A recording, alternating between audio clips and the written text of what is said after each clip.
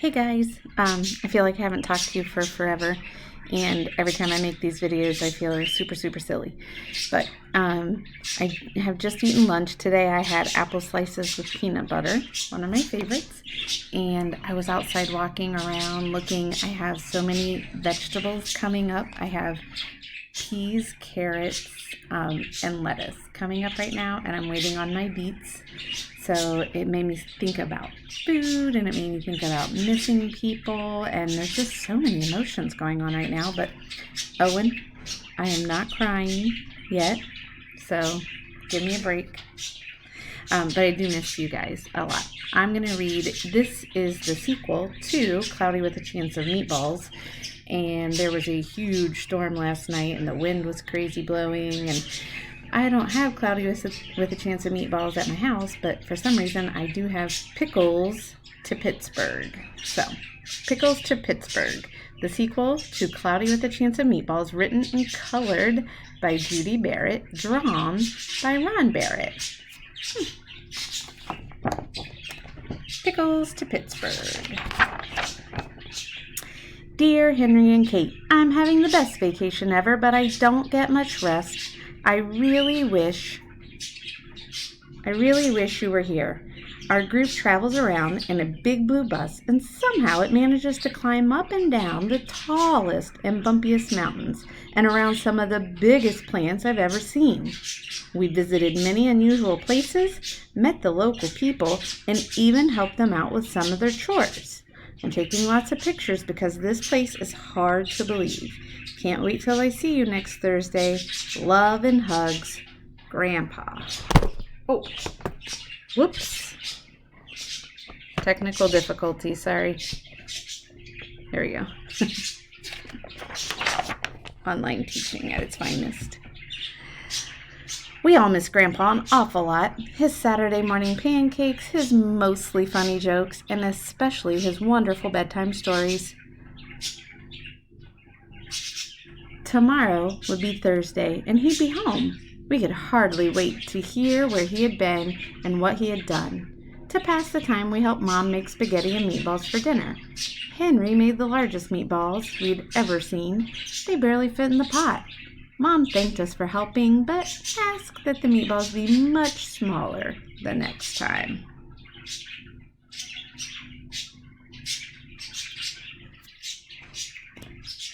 After we finished eating, Henry and I cleared the table so we could help bake a special welcome home cake for Grandpa. It was chocolate with strawberry icing, and we made it in the shape of Grandpa's face. We licked as much of the batter off of the spoons as we possibly could.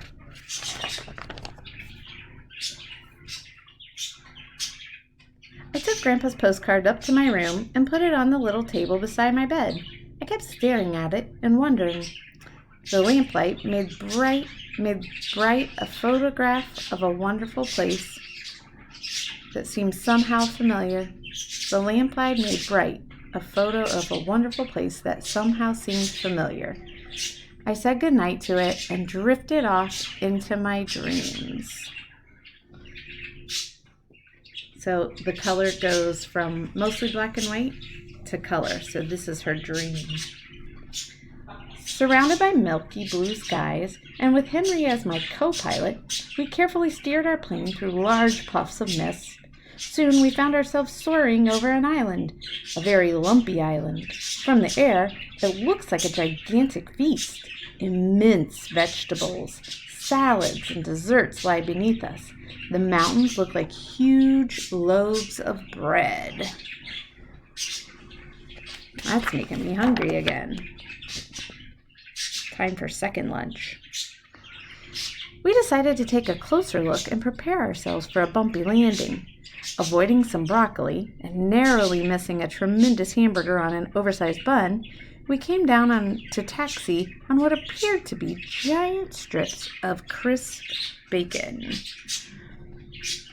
Henry and I stepped down from the plane and looked around in awe. Before us lies a strange but wonderful landscape. We're surrounded by larger-than-life vegetables. Nearby is a lake that smells like breakfast, bordered by leafy jungles of lettuce that resembled a tossed salad.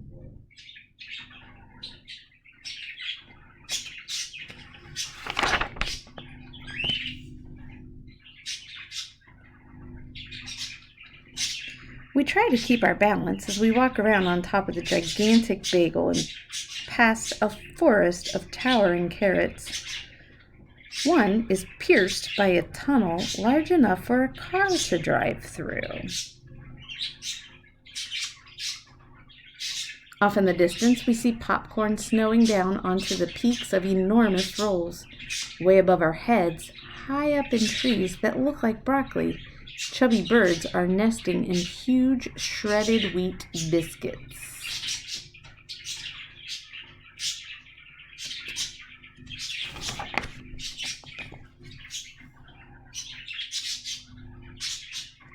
Ahead of us, at the end of the long road, lies what looks like an abandoned town.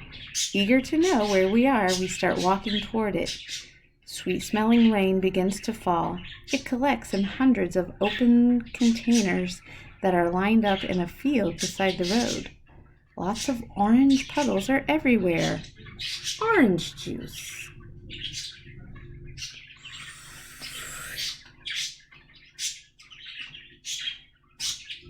All of a sudden, we find ourselves standing in the shadow of a giant tuna fish sandwich being delicately airlifted by helicopters. In the distance, another helicopter races off with a jumbo pickle in tow.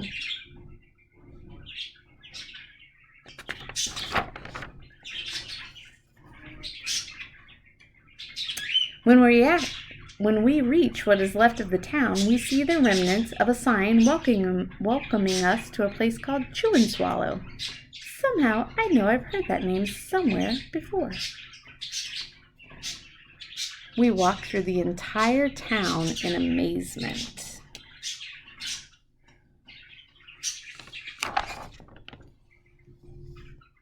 Up ahead, lots of workers wearing helmets and dressed in matching uniforms are loading huge potatoes. Other trucks sag under the weight of immense artichokes, enormous eggplants, and massive peas and carrots. Foot-long veal cutlets are stacked up to be packed for shipping.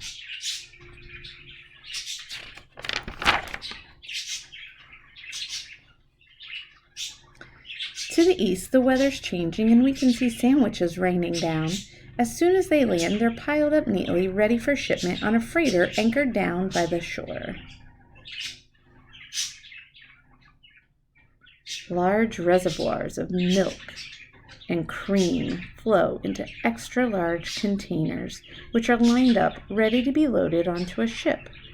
Printed on the sides of the trucks are the words, "Falling Food Company, large food for large and small countries, free."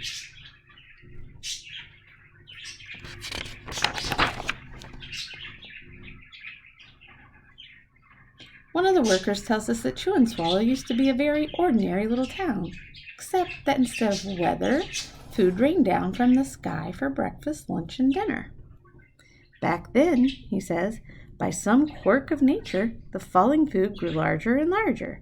Storms of gigantic food threatened normal life, so the people took their belongings and sailed away to a new land on rafts made of huge slices of stale bread.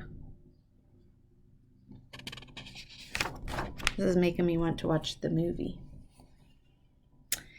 They returned years later to see what had happened to Chew and Swallow. They discovered an endless food supply and decided to create the Falling Food Company. Now daily shipments are made to all parts of the world, from the smallest towns to the largest cities. As soon as the food lands, it's wrapped, boxed, bottled, or packaged and sent out to people who need it.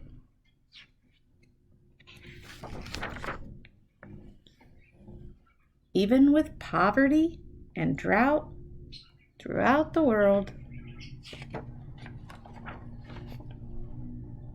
there's always enough food for everyone. Henry and I think this is a great idea. We wish we could stay and work here, but I don't think they hire kids here.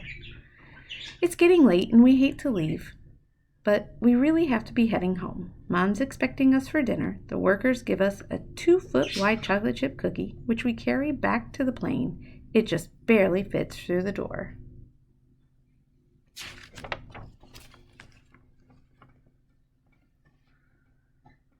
We buckle up. I rev the engine and we start rolling down the bacon runway. As everyone waves goodbye, we can see dinner approaching from the west. Spaghetti and meatballs, I think. As we gain altitude, Chew and Swallow slowly vanishes into the distance. My alarm clock woke me with a jolt. It was finally Thursday, and I wanted to get to school fast. The sooner I got there, the sooner I'd get home, and the sooner I'd see Grandpa.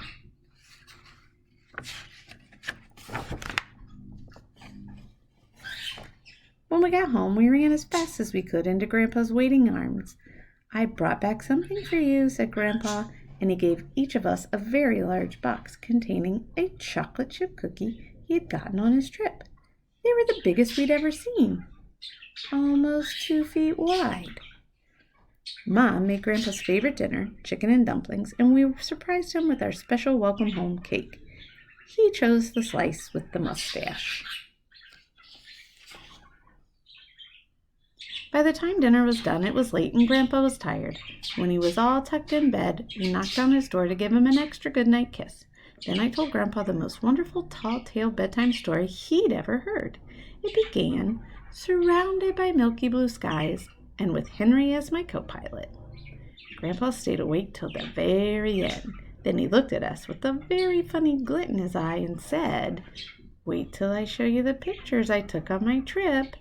And then he drifted off into his own wonderful dreams. So there's the pictures he took on his trip. And I do believe it's Chew and Swallow. And here's the weather prediction. Popcorn flurries, orange juice drizzle, rolling thunder, gravy storm, frosty flakes, a pizza blizzard. Sounds delicious. All right. So I miss you guys, and I hope that you get to watch this and that the pictures aren't too crazy out of whack. Take care, guys.